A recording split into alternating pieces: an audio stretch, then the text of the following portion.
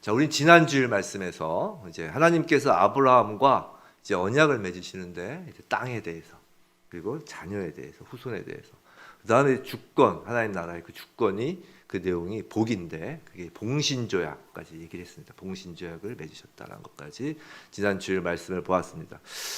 창세기 12장 3절에서 너를 축복하는 자에게 내가 복을 내리고 너를 저주하는 자에게도 내가 저주하리니라는 말씀이 그 봉신조약의 내용이라고 말씀드렸습니다. 이제 창세기 앞으로 이제 강해 나갈 땐 지금까지 원역사와는 다르게 다 잘라서 하진 않고 좀 주요한 것 주제별로 이렇게 나가도록 하겠습니다. 자, 이제 아브라함은 그 하나님이 그 봉신조약 지켜주실 것이다라는 그 말씀을 믿고 말씀을 따라 아내 사레와 조카 롯과 함께 이제 가나안 땅에 들어갔습니다. 그리고 그 땅에서 창세기 1장 8절을 보시면 제단을 쌓고 여호와의 이름을 부르더라라고 성경은 기록합니다. 하나님께서 약속하신 땅에 들어가 처음으로 하는 것이 제단을 쌓고 여호와의 이름을 부르더라. 요즘으로 치면 예배를 드리는 것입니다. 성도 여러분, 무언가 우리가 새롭게 시작할 때 가장 먼저 첫 시간을 하나님께 예배로 나가기 원합니다. 이사 가서 새 복음제를 시작할 때도 사업이나 직장에서 새로운 일을 할 때도 가장 먼저 예배 드리기를 바랍니다. 사람들에게 홍보하고 또 광고를 내고 또 사람들과 모여서 파티를 열기 전에 가장 먼저 하나님 앞에 예배를 드리는 것입니다. 지금까지 인도하신 에베네셀 하나님을 기억하며 그 감사하고 또 앞으로의 모든 일 가운데 일의 하나님 되시는 하나님의 그 예비하심과 하나님의 뜻이 온전히 이루어지길 간구하며 예배를 드리는 것입니다. 자, 하나님이 아브라함과 맺은 그 봉신조약처럼 언제나 우리를 지켜주십니다. 그런데 창세기 12장 10절 오늘 보면 좀 위에죠. 그 12장 10절부터 20절까지 해서 좀 매우 흥미로운 사건을 성경은 기록하고 있습니다. 하나님께서 약속하신 땅에 기근이 들었습니다. 그것도 그냥 기근이 아니라 10절 후단을 보면 기근이 심하였음이라고 합니다. 요즘으로 치면 기상이변과 같은 기상청 관측일에 가장 심한 기상이변과 같은 그런 가뭄이 든 것입니다. 한번 생각해 보세요. 아브라함이 어디 출신인가요? 도시인이라고 그랬습니다. 그렇죠? 우루, 당시에 번영한 도시, 요새로 치면 뉴욕, 서울과 같이 번화하고 풍요로운 도시에서 풍족하게 살던 아브라함이 하나님 말씀 하나 의지하여 가나안 사람들이 사는 낯선 땅에 도착했습니다. 그런데 경험해보지 못한 가뭄이 닥친 것입니다. 우리도 신앙생활을 시작하면서 그런 경험을 할 때가 있습니다. 분명히 성경을 통해 또 설교 말씀을 통해 또 기도를 통해 어떤 하나님 말씀을 듣고 믿고 어떤 일을 시작했는데 그리고 시작하면서 진심을 다해 예배를 드리기까지 하였는데 그럼에도 불구하고 시작부터 삐그덕거리고 전혀 예상치 못한 어려움이 몰려드는 경우가 있습니다. 그럼 어떤 생각이 가장 먼저 들까요? 이거 하나님 뜻이 아닌가? 내가 잘못 생각했나? 이런 생각이 먼저 들 것입니다. 그리고 지금까지 내가 해온 신앙생활이 잘못된 건가? 인간적인 좀 계산과 합리적인 생각도 했어야 하는데 너무 현실적이지 못한 신앙생활을 한 것이 아닐까? 라는 생각까지 하게 됩니다. 이런 생각들을 한마디로 표현하면 바로 내가 선택을 잘못한 걸까? 입니다. 그렇죠? 특히 믿는 그리스도인들은 내가 선택을 잘못한 걸까? 라는 그 퀘션, 그 의문 부호 안에 자신의 믿음, 자신의 신앙생활까지 포함되어 녹여지기 때문에 세상 사람들보다 더 힘들어합니다. 선택의 결과, 선택하는 것도 힘들어하고 선택의 결과도 힘들어하는 거예요. 지금 아브라함도 그렇습니다. 근데 지금 아브라함의 이름은 아직 하나님께서 이름을 바꿔주시기 전인 아브람입니다. 아브람. 그리고 아브람은 첫 제단만 드린 상태예요. 제단을 드린 상태, 첫 제단. 무슨 말이냐면 소위 요새 말로 하면 초신자입니다. 초신자. 단지 교회를 나온 지 얼마 되지 않은 초신자 뭐일 수도 있지만 교회를 오랫동안 다녀도 아직 믿음의 수준이 어린아이와 같은 그런 사람도 사실 초신자와 다를 것이 없죠. 여하튼 믿음의 초신자입니다. 아브라함은. 그런 아브라함은 심한 기근 앞에서 이제 곧바로 이제 흔들리는 것입니다. 자신의 선택을 후회합니다. 선택에 대해서 후회한다는 것은 아직도 선택의 주체가 하나님이 아니고 자신이라는 것을 지금 보여주는 거예요. 그래서 아브라함은 곧바로 하나님께서 주신 땅을 떠납니다. 뭐 뒤도 돌아보지 않고 떠납니다. 기도도 하지 않습니다. 그래도 차마 왔던 곳으로 돌아가지는 못하고 애굽으로 갑니다. 좀 그렇잖아요. 왔던 곳으로 다시 돌아가는 건 좀 찜찜하잖아요. 근데 한번 인간적인 생각을 하게 된 이 아브라함은 이제 하나님을 의지하는 것이 아니라 더욱 자기 생각대로 일을 진행합니다. 자신의 아내를 누이라고 애굽 사람들에게 속이는 것입니다. 근데 이건 우리가 아브라함을 이런 거 가지고 뭐 그럴 수 있냐, 뭐 그럴 수 있냐 그렇게 얘기하지만 이건 사실 매우 현명한 방법일 수 있습니다. 그 당시 시대에 이방인으로 낯선 나라에 가면 남자는 죽임을 당하고 아내는 빼앗기고 자녀들은 노예로 팔려가는 일이 비일비재하였기 때문입니다. 아브라함은 이상한 생각을 한 것이 아니라 당시에 지극히 인간적인 생각, 합리적인 생각을 한 것입니다. 근데 그런 인간적인 생각의 결과 자신의 목숨은 건졌지만 바로에게 아내를 빼앗길 위기에 봉착하였습니다. 그런데 아브라함이 아내인 사례를 누이라고 속였는데 나중에 바로가 사례를 아브라함에게 돌려주죠. 그리고 그 주었던 그 가축과 재물, 그 모든 소유도 돌려줍니다. 근데 이 사건을 통해 하나님께서 과연 아브라함에게 무엇을 알려주시려는 것이었을까요? 또한 우리에게 무엇을 말씀하려고 하시는 것일까요? 아브라함의 잘못된 선택에도 불구하고 하나님께서 아브라함을 보호하시고 거기에 더해 애굽 왕 바로로부터 엄청난 재산을 얻도록 하시는 하나님이시다 라는 것을 알려주시려고 했을까요? 하나님은 그토록 아브라함을 사랑하시고 우리 역시 사랑하셔서 우리의 잘못에도 불구하고 하나님은 은혜를 베푸신다라고 우리는 또 보통 생각을 합니다. 틀린 생각이 아니에요. 그런데 그렇게 생각하면서도 다시 우린 이 성경 이야기 속에서 항상 그 생각하죠. 그 애굽 왕 바로 뭔가? 그죠? 애굽 왕 바로에게 무슨 잘못이 있나? 라는 생각이 듭니다. 바로 입장에서는 억울할 수도 있는 거예요. 이 사건은 다름 아닌 하나님 나라와 하나님과 아브라함 사이의 봉신 조약과 관련된 사건인 것입니다.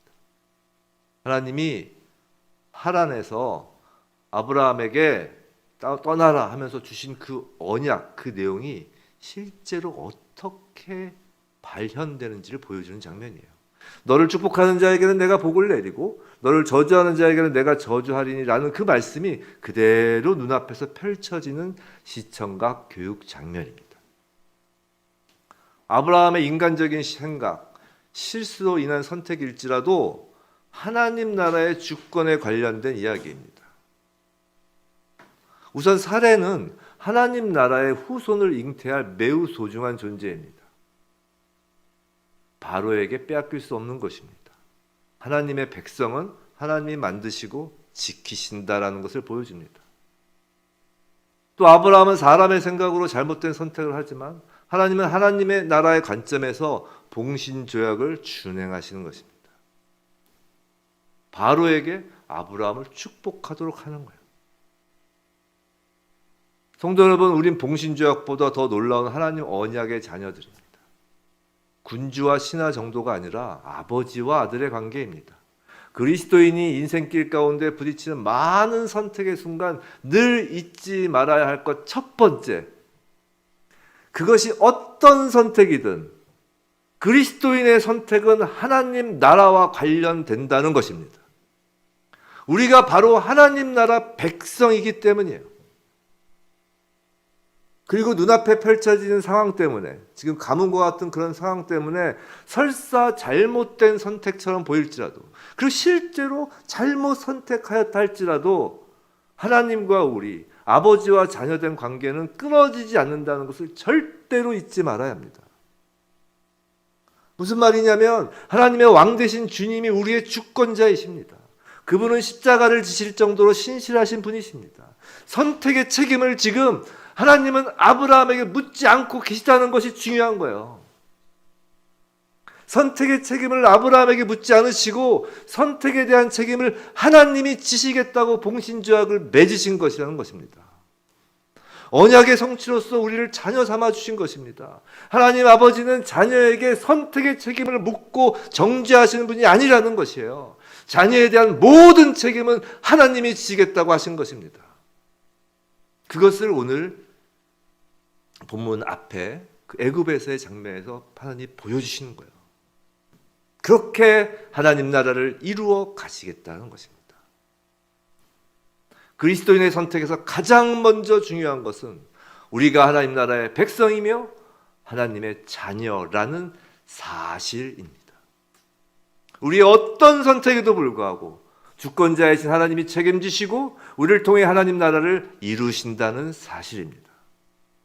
잘못된 선택 때문에 자책하거나 잘못된 선택을 할까봐 두려워하는 것이 아니라 신실하신 하나님을 바라보며 선택하는 것입니다. 그러나 하나님이 책임을 다 져주신다고 해서 하나님 자녀인 우리가 아무렇게나 선택을 해도 좋다는 말은 아닙니다. 자녀답지 못한 선택을 가능한 피하여야 합니다. 지금 전제를 깔고 들어가는 거예요. 우리는 하나님의 자녀이다. 책임은 하나님 지신다. 담대하게 선택하자. 인생을 개척하며 나가자. 얘기하는 것인데 그렇다고 해서 자녀답지 못한 선택을 늘 해도 된다는 말이 아니라는 거예요. 피하여야 한다는 것입니다. 그래서 오늘 본문에서 먼저 롯의 선택을 보여줍니다. 본문 6절, 7절 말씀이에요. 자, 땅이 넉넉하지 못했습니다. 자, 땅은 그대로인데 아브라함과 롯의 소유가 늘어나는 것입니다. 가축이 늘어나는 거예요. 그러다 보니 가축을 먹일 꼴이 늘 부족합니다. 결국 아브라함과 롯의 목자들이 서로 다투기 시작하죠. 그곳엔 두 가족만 있는 것이 아니에요. 아브라함과 롯만 있는 것이 아닙니다. 그곳엔 가나안 사람과 브리스 사람도 거주한다고 말씀하고 있습니다. 자, 그냥 있다가는 삼촌 아브라함과 조카 롯뿐만이 아니라 종족 간의 지역 분쟁이 생길 것 같습니다. 이제 결정을 내릴 시기가 되었습니다. 8절에서 아브라함은 조카에게 다투지 말자. 아직 사이가 좋을 때 헤어지자라고 합니다. 9절에서 그런데 선택권을 놀랍게도 조카에게 먼저 줍니다. 삼촌이고 가장인 아브라함이 당연히 먼저 선택할 권리가 있지만 선택권을 롯에게 먼저 주었습니다. 아브라함이 변한 것입니다. 이제 먼저 나서서 선택하지 않을 정도로 아브라함은 성숙해진 것입니다. 10절 롯이 선택합니다. 눈을 들어 요단 지역을 바라봅니다. 물이 넉넉합니다. 그런데 성경은 롯이 바라본 그 땅에 관하여 매우 의미심장한 말을 기록합니다. 뭐라고요? 여호와의 동산 같고 애굽 땅과 같았다고 합니다. 여호와의 동산은 당연히 에덴 동산을 얘기하는 것입니다. 에덴 동산과 애굽 땅은 영적으로 완전히 상반된 곳임에도 여기서 한 문장 안에 담아 롯의 생각을 표현합니다. 롯은 아브라함과 사례를 따라 애굽까지 다녀온 사람입니다. 나일강의 풍성한 물을 보고 애굽의 화려한 문명을 경험한 것입니다. 그 롯의 눈엔 그런 환경과 번영된 모습이 에덴 동산, 즉 하나님이 주신 복으로 보였던 것입니다. 하지만 솔직히 하나님의 복이라는 롯의 생각은 사실 핑계일 뿐입니다. 왜냐하면 13절을 보시면 소돔 사람은 여호와 앞에 악하며 큰 죄인이었다라고 기록되어 있습니다. 이미 롯은 소돔이 악한 도시임을 알고 있었다라는 것이에요. 그걸 알 수 있는 게 12절을 보면 롯이 동쪽으로 장막을 옮기면서 차마 소돔 안까지 들어가지 않고 소돔 가까이에 머무른 것입니다. 11절에서 롯이 동으로 옮기니라고 하여 특별히 동쪽으로 이동하였음을 기록합니다. 하나님의 반대편으로 옮겨갔다는 것입니다. 종합하면 이런 것입니다. 롯은 눈을 들어 애굽과 같이 화려하고 풍요로운 땅으로 옮깁니다. 롯은 그것이 하나님의 복을 받은 땅이라는 그럴듯한 핑계로 자기 자신에게 합리화하지만 사실 동쪽에 있는 소돔이 악한 곳임을 알고도 가는 것입니다. 하지만 찜찜한 것도 사실이에요. 그래서 소돔 안까지 들어가지는 않고 소돔 가까이에 머물면서 그 번성한 화려한 도시의 그 유익만을 누리고자 한 것입니다. 롯의 선택은 사실 하나님이 아니었습니다. 하나님의 백성으로서 살만한 곳인지 하나님 나라에 대해서는 전혀 관심이 없었습니다. 여호와의 동산이란 포장을 하지만 사실은 자신의 이익이 선택의 기준이었던 것입니다. 성도 여러분, 그럼 롯만 그럴까요? 그리스도인이라고 하면서도 롯과 같은 선택을 하는 모습은 우리에게 없을까요? 물질적인 풍요로움만을 쫓으며 애국과 같은 소돔 땅을 선택하면서도 이것이 하나님이 주신 복이라고 자기 위안을 하지는 않는가요? 그래도 난 아직 소돔 안에까지 들어가지 않았고 단지 근처에서 현실적인 필요만 채우는 것이니 매우 합리적인 신앙생활을 하는 것이라고 우리 자신에게 말하고 있지는 않은가 말입니다. 근데 이전에 말씀드린 것처럼 방향이 중요합니다. 이미 동으로 방향을 잡고 움직였습니다. 하나님 반대 방향으로 움직인 것입니다.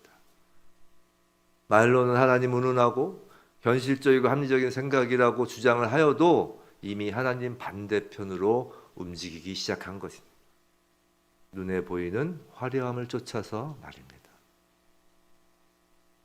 그럼 과연 끝까지 롯이 소돔 안에 들어가지 않았을까요? 끝까지 롯이 구별되게 소돔과 거리를 두는 생활을 유지할 수 있었을까요? 결코 그렇지 않습니다.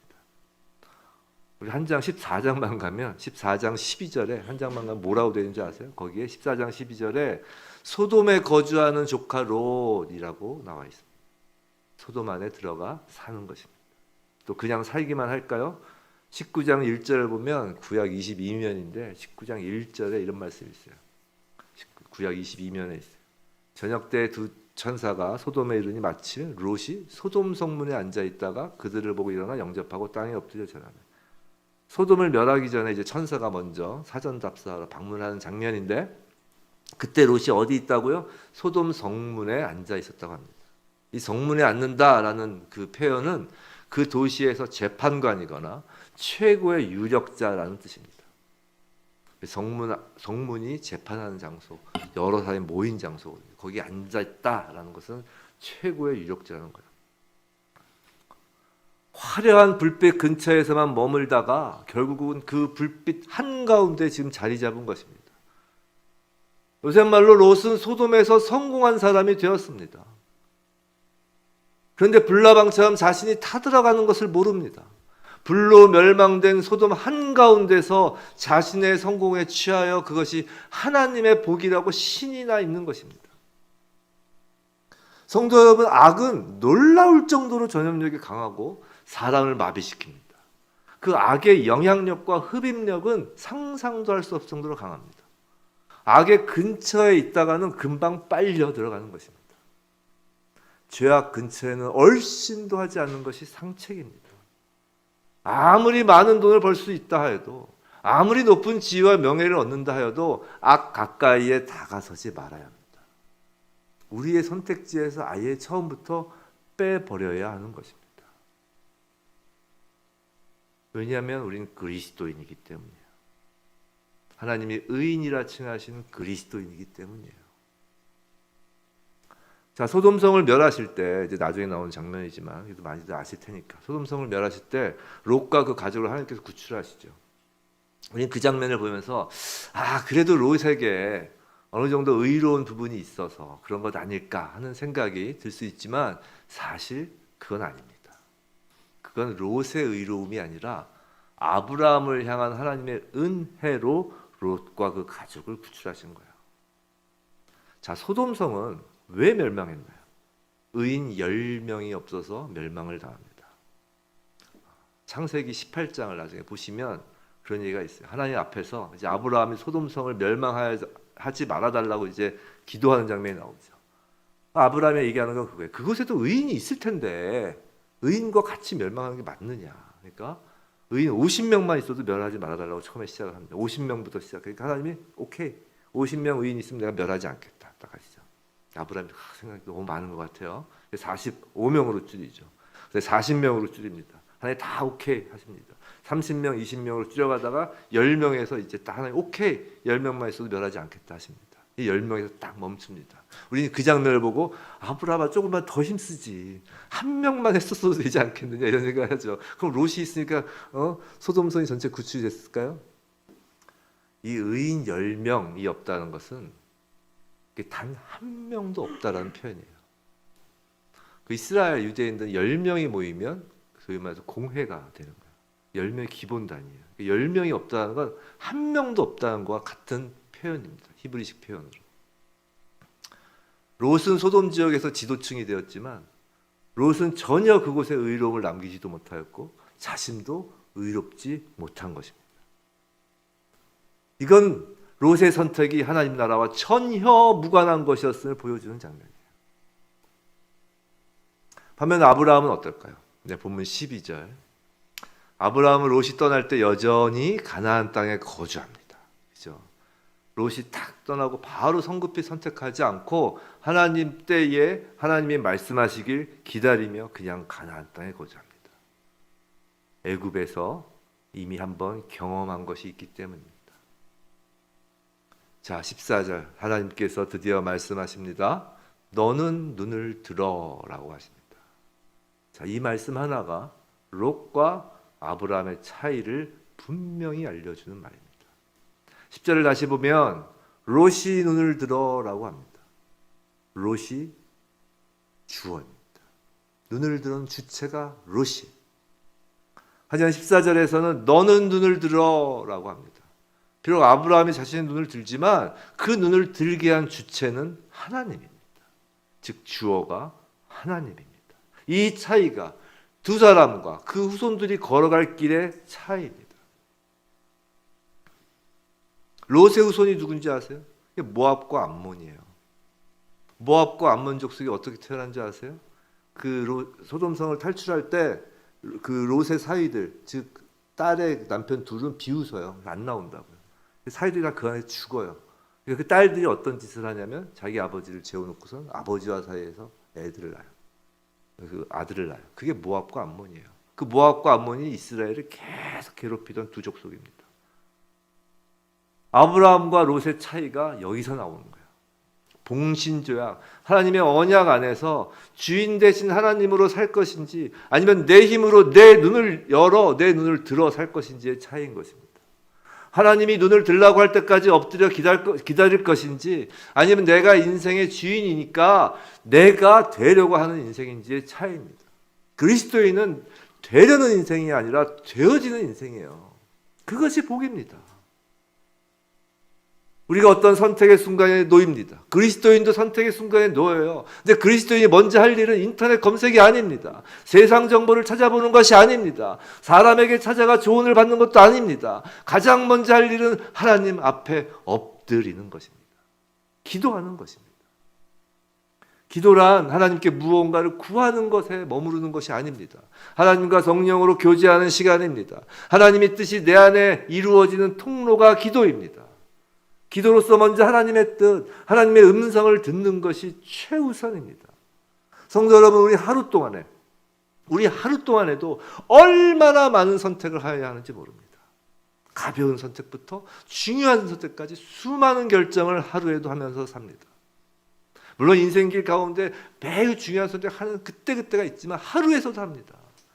성도 여러분, 기도로 하루를 여시기 바랍니다. 세상 뉴스를 접하기 전에 하나님 말씀을 듣기 바랍니다. 그때 하나님이 보여주신 땅은 롯처럼 자기 스스로 눈을 들어 보는 땅과는 차원이 달라지는 것입니다. 14절 북쪽과 남쪽 그리고 동쪽과 서쪽을 바라보라고 하십니다. 하나님이 보여주시는 땅은 동서남북의 전 땅이에요. 성도 여러분, 롯이 자신의 욕심에 따라 눈을 들어 바라본 것은 눈을 들어 이렇게 바라본다는 거예요. 이렇게 눈을 들어 이렇게 바라본 것은 오직 요단 지역뿐입니다. 불빛을 쫓아가는 사람은 기껏해야 가장 밝은 쪽만을 바라봅니다. 우리가 선택을 한다고 하지만 사실 우리의 육신의 정욕, 안목의 정욕, 이생의 자랑이라는 것을 통하여 선택하는 건 선택이 아니에요. 그냥 가는 거예요. 그냥 흡입력에 빨려 들어가는 것입니다. 사실 선택하였다고 하지만 선택한 것이 아니에요. 하지만 하나님이 주체가 되어서 우리에게 눈을 들라고 하며 보여주시는 땅은 동서남북의 모든 땅입니다. 보이는 모든 땅을 주신다고 하십니다. 내가 내 인생의 주인 되어 목표를 정하여 달려가서 앉아있는 곳은 기껏해야 소돔 성문 앞이지만 하나님이 주인 되신 인생은 보이는 곳 모두가 하나님이 주신 땅입니다. 무엇을 선택하든지 그곳은 하나님 나라가 되는 것입니다. 성도 여러분, 하나님 자녀가 가는 곳 모두가 하나님 나라인 것입니다. 하나님이 눈을 들라고 해서 눈을 들 때 비로소 선택다운 선택을 그때 할 수 있는 것입니다. 그 선택이 그리고 무엇이든지 하나님 나라를 위한 선택이 되어지는 것입니다. 15절 16절에서 영원한 땅 또 자손의 그 티끌 같은 그 많은 자손을 지금 약속하시는 말씀을 주시면서 하나님은 보여주시는 그 모든 땅이 곧 하나님 나라임을 알려주시는 것입니다. 땅과 후손과 하나님이 들라 할 때 든 그 하나님의 주권과 그리스도인의 선택은 언제나 하나님 나라로 이어지며 그것이 참된 선택입니다. 그리고 17절 그 땅을 종과 행으로 두루 다녀보라고 합니다. 모든 것을 주신다고 약속하십니다. 이것이 그리스도인의 선택에 대한 결과입니다. 하나님 나라가 우리 선택의 결론인 것이에요. 오늘 설교 제목은 선택의 순간 그리스도인은입니다. 말씀을 정리해 보면 이렇습니다. 첫째, 이것이 대전제예요. 이게 무너지면 다 무너지는 거예요. 첫째, 그리스도인의 선택은 그것이 잘된 것이든 잘못된 것이든 선택의 책임을 하나님이 지십니다. 아멘. 이게 첫째예요. 첫째. 예수님이 십자가를 지셨습니다. 거기서 시작되는 거예요. 이유는 단 한 가지, 하나님이 우리를 사랑하시기 때문입니다. 우리 하나님의 자녀이기 때문이에요. 무언가를 선택하기 전에 그날 하루의 아침에 무언가를 선택하는 그 세상으로 나가는 그 발걸음 전에 가장 먼저 우리의 정체성을 다시 확인하는 것입니다. 그래야 세상 속에서 우리의 삶 속에서 두려움을 몰아내고 담대하게 선택할 수 있습니다. 하나님은 우리를 정죄하시거나 우리를 탓하시지 않으십니다. 이미 봉신죄약을 맺으셨어요. 언약을 맺으셨어요. 우린 자녀입니다. 둘째, 그렇다고 해서 아무렇게나 선택해도 좋다는 의미는 아닙니다. 우리 스스로 눈을 드는 일이 없어야 합니다. 우린 자녀이지 우리가 아버지는 아닙니다. 우리가 봉신죄약에서 신하이지 주인이 아닙니다. 종은 주인이 고개를 들라 할 때 고개를 드는 것입니다. 스스로 눈을 드는 일이 없어야 합니다. 우리는 불빛을 따라가면 불에 타버릴 것을 아는 그리스도입니다. 내가 내 유익을 쫓아가서 앉으려는 자리는 불심판을 받을 소돔의 성문 앞자리임을 명심해야 합니다. 셋째, 선택의 순간 그리스도인은 가장 먼저 기도를 해야 합니다. 사실 그리스도인의 선택은 어려운 일이 아닙니다. 선택이 우리의 일상인 것처럼 기도가 우리의 일상이 되기만 하면 됩니다. 무엇을 선택하든지 그곳이 하나님 나라의 영토가 되게 하여 달라고 기도합시다. 무엇을 선택하든지 선택한 그곳의 백성이 하나님 나라의 백성이 되게 하여 달라고 간구합시다. 그때 하나님이 보여주시는 땅은 모두가 하나님 나라가 되는 땅입니다. 하나님의 자녀가 땅의 티끌처럼 그 땅을 채울 것입니다. 우리의 기도, 우리의 바람이 소돔에서 완전히 벗어나 하나님 나라에 집중되었을 때 하나님은 그때 우리에게 이제 눈을 들라고 하십니다. 기도를 하셔야 합니다. 넷째, 그렇게 하나님이 주체가 되셔서 눈을 들면 이제 자유롭게 선택할 수 있습니다. 찌삣찌삣할 필요 없습니다. 하나님 나라가 펼쳐지는 것입니다. 동서남북 어디든 우리의 발길이 닿는 모든 것이 하나님 나라이기 때문입니다. 자신 있게 선택하시고 자신 있게 그곳에서 일하시면 됩니다. 그런데 거기가 끝이 아닙니다. 마지막으로 본문 18절입니다. 본문 18절 보시면 여호와를 위하여 제단을 쌓았더라 합니다. 오늘 말씀의 시작도 제단을 쌓는 것에서 시작되었습니다. 오늘 말씀의 마무리도 제단을 쌓는 것에서 마무리됩니다. 성도 여러분, 무엇을 위하여 제단을 쌓았다고요? 여호와를 위하여 제단을 쌓았다는 것입니다. 그리스도인의 모든 선택은 여호와를 위한 것입니다. 그리스도인의 모든 선택은 여호와를 위한 것이에요. 자, 그런데 정말로 우리의 선택이 하나님을 위한 것인지 아니었는지조차도 사람인 우리가 판단하는 것이 아닙니다. 우리의 잘못된 판단에도 아버지 하나님께서는 우리에게 뭐라 하실까요? 괜찮다 하십니다. 조금이라도 우리가 잘했다 싶으시면 하나님 아버지 아주 난리가 아니실 것입니다. 착하고 충성되다 칭찬하시면 함께 기뻐하십니다. 괜찮다 위로하시고 착하고 충성되다라고 춤추시는 그 하나님과 함께하는 것이 예배입니다. 그리스도인의 선택 끝에는 그런 천국 잔치가 있는 것입니다. 예배가 있습니다. 사랑하는 성도 여러분, 부디 저와 여러분 모두 하루의 시작을 하나님의 그 말씀과 기도로 열면서 삶의 모든 순간, 모든 영역에서 하나님 나라를 선택하길 바랍니다. 그래서 이 땅에서 진정한 자유와 평안을 누리며 종횡으로 마음껏 세상을 누비는 멋진 그리스도인이 되길 주님의 이름으로 축원합니다.